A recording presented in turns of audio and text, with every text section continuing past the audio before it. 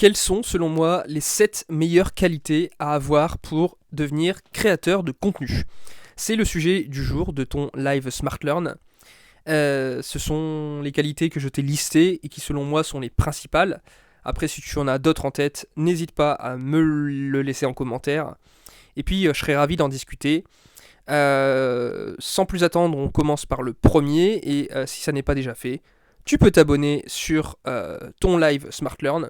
Tous les jours, tu vas recevoir des informations, mes meilleurs scoops, déclics, théories, exercices pratiques pour t'améliorer dans la communication pharmaceutique et agrandir toute la culture autour de ça. Et puis, on commence avec la première qualité dont je souhaiterais parler et qui est la patience. La patience, c'est sans doute ce que l'on manque le plus dans ma génération. On veut tous être grands avant d'être petits. Et voilà, il faut aimer avant tout le processus. Que ce soit pour gagner de l'argent, que ce soit pour n'importe quoi, en séduction, etc. etc. La finalité, ok, on a un objectif qui sera plus ou moins abaissé, relevé. Mais voilà, il faut vraiment, sans être maso forcément, mais aimer souffrir, aimer vouloir progresser, aimer se tromper, aimer tenter les choses, aimer expérimenter. Et ça fait partie de la patience. C'est quand on parle du succès, c'est tout ce qu'on ne voit pas sous l'iceberg. Et la patience en fait largement partie parce que au début tu n'es personne, les gens s'en foutent de toi. Il faut vraiment ne pas avoir d'ego. Et simplement ce qu'ils veulent c'est ce que tu leur apportes. Donc voilà. C'est ensuite, selon moi, la deuxième qualité à avoir, qui est aussi la créativité. Créativité, alors tu vas me dire, des fois j'ai du mal à trouver des idées, etc., etc. Ça arrive à tout le monde. Il n'y a personne qui est génie H24. Mais la créativité, finalement, c'est pas simplement ce que tu crois avec l'ampoule qui s'éclaire d'un coup. C'est surtout, comme je te le disais, de l'expérimentation. Et puis, c'est finalement rapprocher des idées entre elles auxquelles personne d'autre n'avait pensé. Ça, c'est avoir des nouvelles idées. C'est une idée papa plus une idée maman engendre des idées enfants. Et puis, en fonction de ça, évidemment, avec les commentaires clients, les commentaires d'abonnés, etc., tu t'améliores. Donc voilà pour cette fameuse créativité. Dans tous les cas, moi, chez Smart Learn, justement, j'ai plusieurs programmes d'accompagnement où, à travers des formations, j'aide les créateurs de contenu à, dès le début, se lancer et tu verras que c'est toute une méthodologie à acquérir, sans se poser de questions, mais qui fait ses preuves par la suite. Voilà pour ça. Si on continue, ça serait aussi l'esprit de synthèse. L'esprit de synthèse, c'est finalement se dire, voilà, je fais des recherches sur Google, dans les livres, sur des podcasts, dans tout ce que tu veux. Et voilà, j'essaie de vraiment extraire le jus, ce qui pourrait vraiment intéresser ma communauté. Parce que les gens n'ont pas le temps, l'attention devient difficile à avoir. Et donc, l'attention, c'est vraiment l'or, c'est la monnaie, en fait, c'est avoir le temps des gens, c'est ce qui est le plus précieux, en fait. Et voilà, tu as le droit de faire quelques digressions de temps en temps, mais il faut vraiment essayer de rester dans ton sujet, et simplement, au début, tu commences avec l'essentiel, et après, en fonction de ce que les gens te demandent, tu peux plus ou moins essayer, de temps en temps, de jeter un peu des pics, des petites perches pour explorer d'autres horizons. Voilà, il y a aussi c'est l'esprit d'analyse. L'esprit d'analyse, c'est tout ce qu'on appelle les KPI, tout ce qui est les outils statistiques qui vont t'aider à voir sur ta chaîne, que ce soit Insta, YouTube, etc. Qu'est-ce qui a marché, qu'est-ce qui n'a pas marché. Pourquoi alors c'est très difficile de l'expliquer à chaque fois, parce que tu t'es pas dans la tête des gens. Tu peux avoir des différentes hypothèses, mais en tout cas, par exemple, quand on te montre le taux de personnes qui ont cliqué sur la miniature, S'il est bas, tu te doutes que ta miniature n'est pas assez attrayante, et voilà, tu peux encore travailler là-dessus. Et en général, il y a des taux théoriques. Déjà, quand tu as 10-20% de taux de clic, c'est déjà vraiment très très très très énorme, tu vois.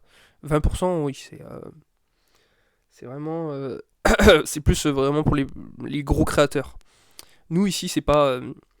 on cherche pas forcément à avoir la terre entière, simplement des gens qui sont intéressés et avec qui on va pouvoir proposer beaucoup de valeurs perçues. De valeurs ajoutées, donc voilà pour ça. La 5e qualité, c'est selon moi l'éloquence. L'éloquence, ça n'est pas inné, ça se développe. Si tu avais vu mes premières vidéos, j'étais... Bon, il y avait pire, mais il y avait mieux, quoi, on va dire. Clairement, ce n'est pas quelque chose qui est naturel de parler face à une caméra, ou face à un portable, etc. Il y a tous des exercices à faire autour de ça, et puis surtout au niveau de sa voix, c'est savoir ne pas être monotone, ne surtout pas être comme un prof de fac qui lirait le PowerPoint bien chiant, les gros pavés de slides. Là, tu vois, l'éloquence, ça se gagne, ça fait partie du charisme, c'est les choses sur lesquelles on travaille jour après jour, et on s'améliore sans même s'en rendre compte, en fait. Voilà pour l'éloquence. 6e chose, l'empathie. Empathie, ça me paraît aussi important. Lors de ma première chaîne YouTube, tu vois, j'avais tendance à faire un peu à ma sauce et pas forcément tenir compte de ce que les gens aimaient. Un peu vouloir donner mes sujets qui me plaisaient. Et puis hop, balancer ça et puis basta. Grosse erreur parce que finalement, quand tu es créateur de contenu, tu es aussi... tu es avant tout au service des autres. Tu dois leur servir ce qui marche, ce qui leur plaît. Sinon, faut pas pleurer de n'avoir personne sur ton réseau.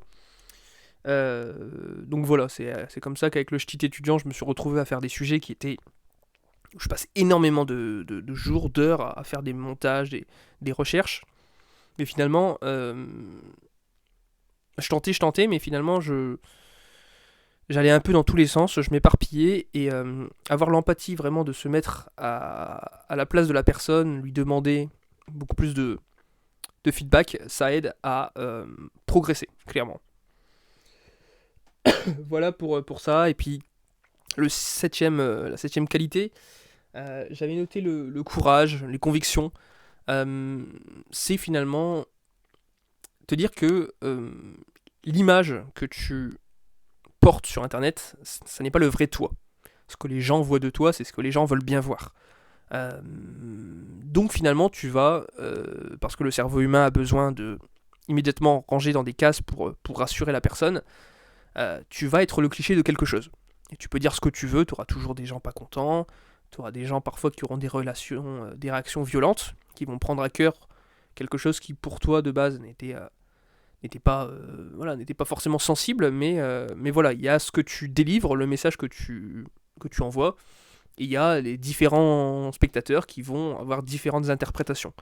Et ça, ça demande le courage de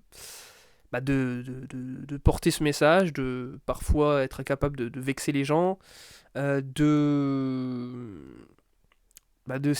parfois clivant pour devoir exister, c'est malheureux à dire, mais on est dans une société un peu où tout est saturé plus ou moins, et pour te faire ta place, il faut à la fois que tu sois